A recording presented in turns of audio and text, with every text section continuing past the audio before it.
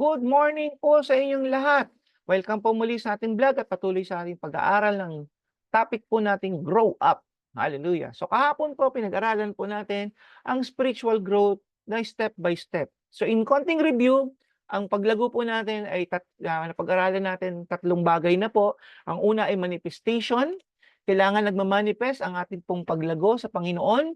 At ang pangalawa ay kailangan tayo pag spiritual growth ay kailangan natin magkaroon tayo ng intentional sa paglago po natin. Choice po natin yan mga kasama na tayo po ay lumalago sa Panginoon. At ang pangatlo po, kailangan step by step. Wala pong instant na paglago po. Kaya gaya nung parang gustong pakinig ka ng pakinig, then instant ka lalago. Hindi po. May growth po yan. Tinatawag po natin discipleship process.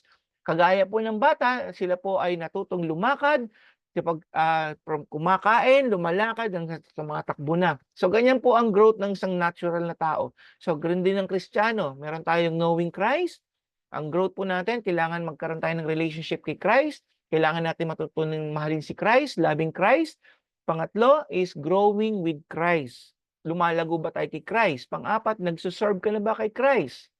Okay. So, ikaw lang makakapag-evaluate niyan mga kapatid. At panglima, na isi-share mo na ba si Christ nang hindi ka natatakot o wala kang pangangamba o nahihiya? So that is the process din po ng paglago natin step by step. So kailangan po nating matutunan ang sinasabi ng Panginoon to love God, to love others, and to make disciples. Yan lamang po ang nakita ko sa Biblia na kung saan ang bilin ng ating Panginoong Hesus. At ang pang-apat po, na paglago po natin, kailangan tayo ay maging karoon ng habit o practice. Because ang mga manlalaro po, alam niyo po ba, meron ako nabasa na sa ilang segundo lamang na sila ay tatakbo, pero ang tagal nilang araw-araw silang tumatakbo, magpa-practice para lang sa ilang segundo nilang pagsali sa kompetisyon. So, doon malalaman pa pag sumali sila sa competition kung sila ay mananalo o hindi. Pero grabe ang training, araw-araw, ang haba-haba ng tinatakbo. Bakit po? Dinidevelop yung endurance, dinidevelop yung katawan para maging matatag po sila. So, ang realidad, we grow by habitual, developing a habit. So, kaya nga po minsan meron kaming tinuro na kung saan ang devotion po natin, hindi po yung maisipan lamang po natin. Hindi yung masumpungan lang po natin. Ang devotion po natin, maging habitual po yan. Kasi po, ito po ay pakikinig ng salita ng Diyos. Kagaya po ng ginagawa po natin ditong vlogging na everyday. So only 10 to 12 minutes po. Because ito po yung pakikinig natin ng salita ng Panginoon. At ang sabi po diyan, habit development. So kailangan natin magkaroon din ng habit na pag-attend ng church. Panahon ng pandemic po, hindi pwede ang face-to-face. Because ito po ay restricted ng government because of the virus. Pero nowadays po, wala na pong restriction. Pero marami pa rin po kasi hindi na nagpupunta ng church. Hindi lamang po sa bansang Pilipinas yan. Around the world po yan. Pero sinabi po ng Hebrews 10:25, let us not give up the habit of meeting together as some are doing. Instead, let us encourage one another at all the more. So ini-encourage ko po kayo, umattend po kayo ng physical gathering. If you have a life group o small group, umattend po kayo ng physically. Iba po yung physical. Umattend kayo ng Sunday celebration, Sunday services, iba po yung physical. Umattend kayo ng prayer meeting, iba po yung physical. Masasabi ko pong iba ang physical na nagkikita-kita kayo kaysa sa nandun kayo sa virtual na kagaya po nitong ginagawa ko. Iba po. So meeting together is very essential po sa ating pong spiritual growth. Maging habit po natin po yan. Kasi po, napansin ko po nung panahon ng pandemic, yes, naka-online sila, nakikita ko naka-online sila, pero naka-off cam, no?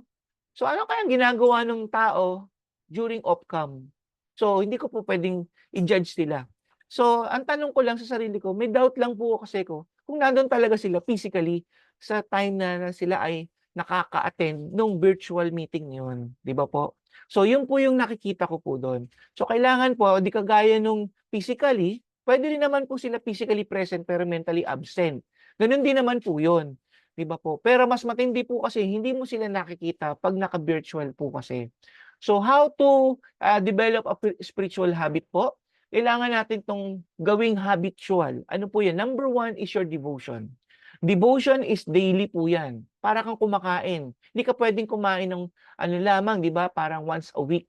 'di ba po? Ang pagkain po natin, in a natural 3 times a day, the natural.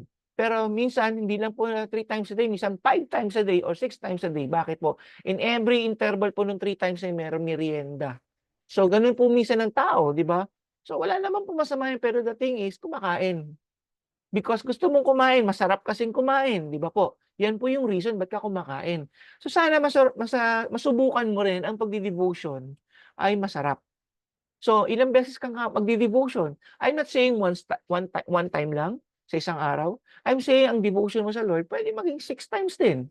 It's up to you mga kasama kung papaano mo gano'n ka-interesado at kamahal ang ating Panginoon. It's up to you, pero kailangan daily po 'yan, parang pagkain nga po 'yan.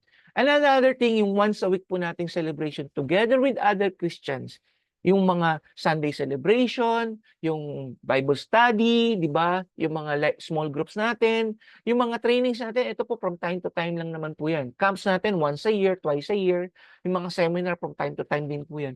Pero kailangan nando'n ka physically. Pastor, meron po kasi yung mga pasok-pasok yung mga ganyan. Diyan nga po nasusubukan, are you denying yourselves? Kasi kung priority mo yon at hindi ka a-attend do'n, siyempre ang masasabi ng Panginoon, "Ay, hindi mo ako talaga gano'n kamahal kasi mas mahal mo pa 'yon." 'Di ba po?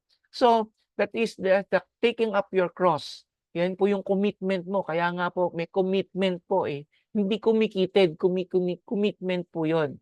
Okey, amen po ba? At ang number 5 po, spiritual growth is relational. Relational, we must be connected to grow spiritually. Kung saan tayo makikipag-connect? Sa mga tao. Hindi pupuwede kang mabuhay mag-isa lamang. Akala kasi ng marami, lalago sila, magiging mature silang Kristiyano 'pag nandun sila sa malalayong lugar, 'di ba? Ise-separate nila yung sarili nila. Parang ginawa daw ni Kristo nung pumunta siya dun sa wilderness. Hindi po. Yun ay dinala siya ng banal na espiritu dun sa wilderness, sa ilang. Pero tayo bilang mga Kristiyano, there will be time na kailangan din natin magsarili. Para kang magpa-fasting, ganyan. Pero hindi pa puwedeng for the rest of your life nandun ka sa bundok o mag-iisa ka lang sa isang isang lugar na kung saan ang ginagawa ng ibang mga relihiyon po yun. Ang gusto ng Panginoon, we are made for each other. Kagaya nga ni Adan, 'di ba? Nalungkot ang Adan nung mag-isa lang siya. Akala ng Panginoon ay okay na kasi nando'n naman yung mga animal sa paligid ni Adan, pero nalungkot si Adan. Why? Because wala siyang kasama, wala siyang katulad. So, puro hayop kasi nasa paligid niya, So, ang ginawa ng Panginoon, sige tulog ka Adan. So, gumawa si God ng, from the tadyang niya, 'di ba, lumabas na si Eva. So on and so forth. The rest is history. Dumami ang tao. So, we need each other. That's why the Lord says, "Love one another." So, ang realidad, we only grow with community. Hindi po yung solo flight ka. Kung si Lone Ranger nga po meron tonto, So, in short, hindi lang ba magiging successful si Lone Ranger kung alone siya. Kailangan niya ng tonto, kailangan niya ng partner.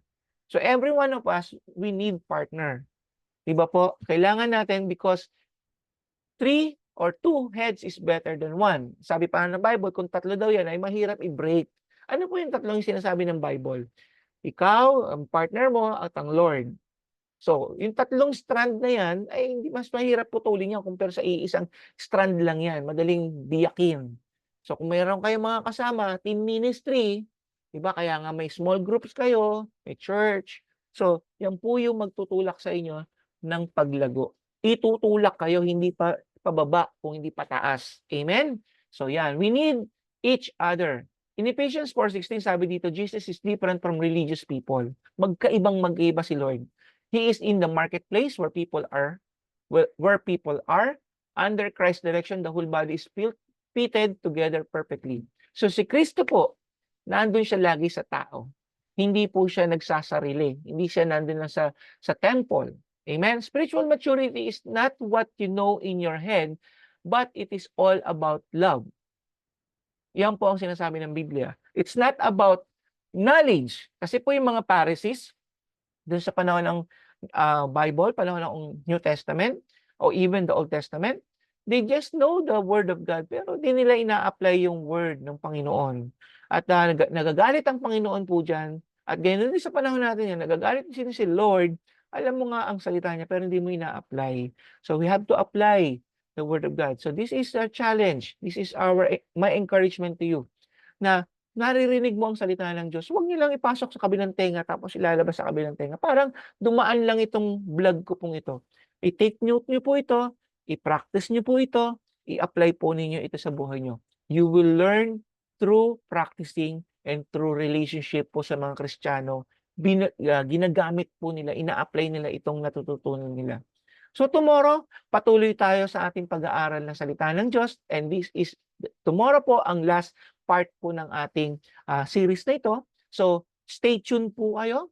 Pag tayo po ay patuloy na lalago sa Panginoon, as long as meron kang interest, it's your choice to grow from Christ. Okay? So kita-kita tayo tomorrow. God bless you all.